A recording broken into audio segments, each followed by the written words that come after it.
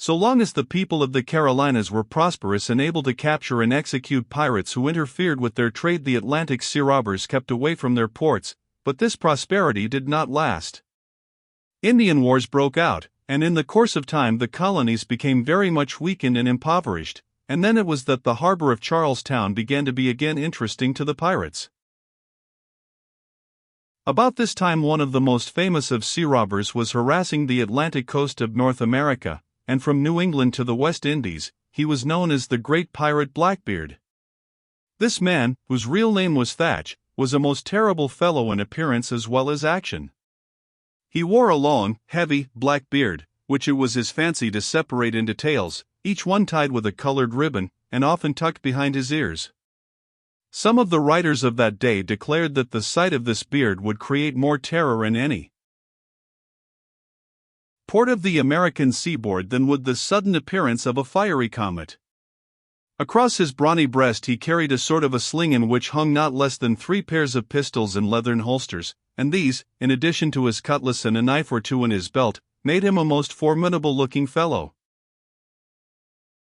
Some of the fanciful recreations of Blackbeard show him to have been a person of consistent purpose. Even in his hours of rest when he was not fighting or robbing, his savage soul demanded some interesting excitement.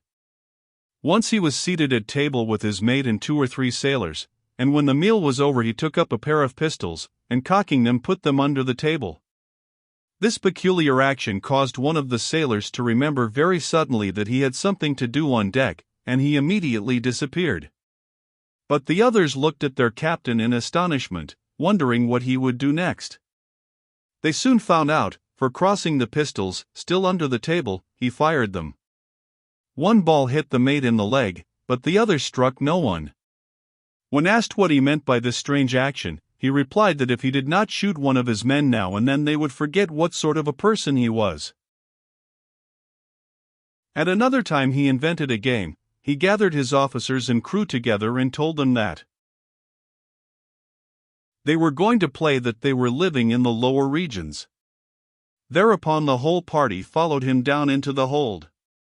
The hatches and all the other openings were closed, and then Blackbeard began to illuminate the scene with fire and brimstone. The sulphur burned, the fumes rose, a ghastly light spread over the countenances of the desperadoes, and very soon some of them began to gasp and cough and implore the captain to let in some fresh air, but Blackbeard was bound to have a good game, and he proceeded to burn more brimstone. He laughed at the gasping fellows about him and declared that he would be just as willing to breathe the fumes of sulphur as common air. When at last he threw open the hatches, some of the men were almost dead, but their stalwart captain had not even sneezed.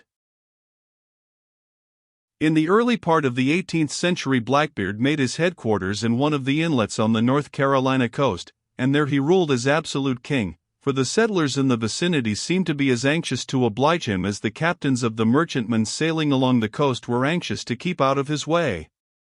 On one of his voyages Blackbeard went down the coast as far as Honduras, where he took a good many prizes, and as some of the crews of the captured vessels enlisted under him he sailed north with a stronger force than ever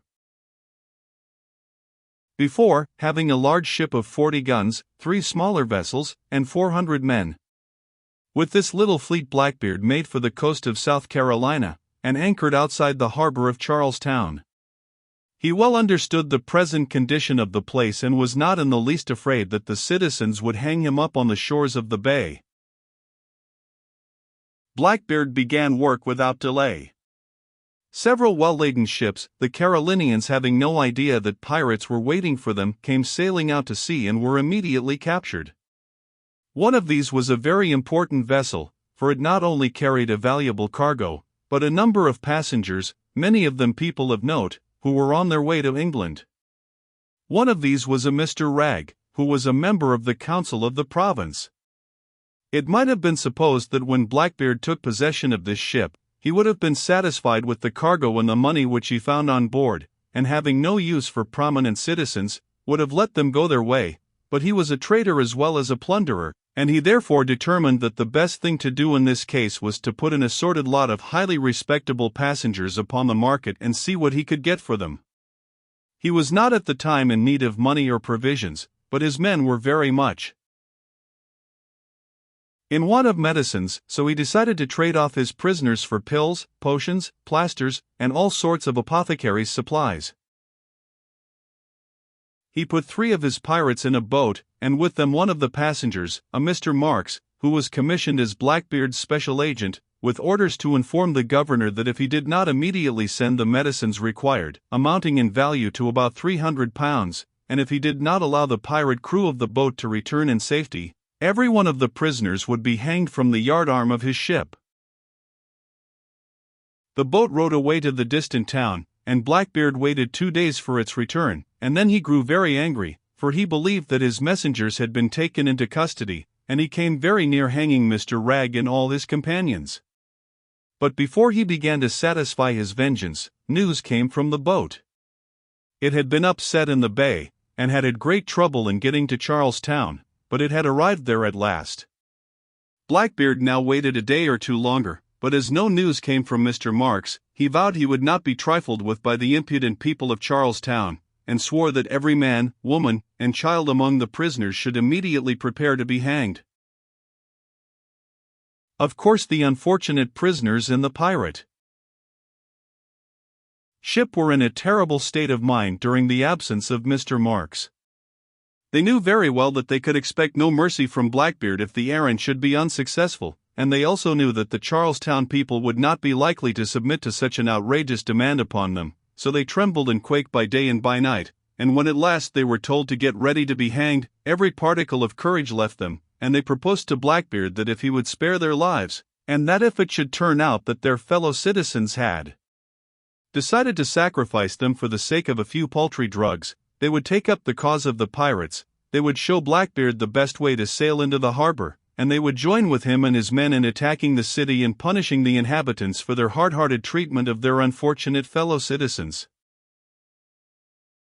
This proposition pleased Blackbeard immensely. It would have been like a new game to take Mr. Ragg to the town and make him fight his fellow members of the council of the province, and so he rescinded his order for a general execution, and bade his prisoners prepare to join with his pirates when he should give the word for an assault upon their city. In the meantime, there was a terrible stir in Charlestown. When the governor and citizens received the insolent and brutal message of Blackbeard, they were filled with rage as well as consternation, and if there had been any way of going out to sea to rescue their unhappy fellow citizens, every able-bodied man in the town would have enlisted in the expedition. But they had no vessels of war, and they were not even in a position to arm any of the merchantmen in the harbor. It seemed to the governor and his council that there was nothing for them to do but to submit to the demands of Blackbeard, for they very well knew that he was a scoundrel who would keep his word, and also that whatever they did must be done quickly, for there were the 3 swaggering pirates in the town, strutting about the streets as if they owned the place. If this continued much longer, it would be impossible to keep the infuriated citizens from falling upon these blustering rascals and bringing their impertinence to a summary end. If this should happen, it would be a terrible thing, for not only would Mr. Ragg and his companions be put to death, but the pirates would undoubtedly attack the town, which was in a very poor position for defense. Consequently, the drugs were collected with all possible haste, and Mr. Marks and the pirates were sent with them to Blackbeard. We do not know whether or not that bedizened cutthroat was satisfied with the way things turned out, for having had the idea of going to Charlestown and obliging the prisoners to help him confiscate the drugs and chemicals, he may have preferred this unusual proceeding to a more commonplace transaction, but as the medicine had arrived he accepted it, and having secured all possible booty and money from the ships he had captured, and had stripped his prisoners of the greater part of their clothing, he set them on shore to walk to Charlestown as well as they could. They had a miserably difficult time, making their way through the woods and marshes, for there were women and children among them who were scarcely equal to the journey. One of the children was a little boy, the son of Mr. Ragg, who afterward became a very prominent man in the colonies. He rose to such a high position, not only among his countrymen, but in the opinion of the English government, that when he died, about the beginning of the Revolution, a tablet to his memory was placed in Westminster Abbey, which is, perhaps, the first instance of such an honor being paid to an American. Having now provided himself with medicines enough to keep his wild crew in good physical condition, no matter how much they might feast and frolic on the booty they had obtained from Charlestown, Blackbeard sailed back to his North Carolina haunts and took a long vacation, during which time he managed to put himself on very good terms with the governor and officials of the country. He had plenty of money and was willing to spend it, and so he was allowed to do pretty much as he pleased, provided he kept his purse open and did not steal from his neighbors. But Blackbeard became tired of playing the part of a make-believe respectable citizen, and having spent the greater part of his money, he wanted to make some more.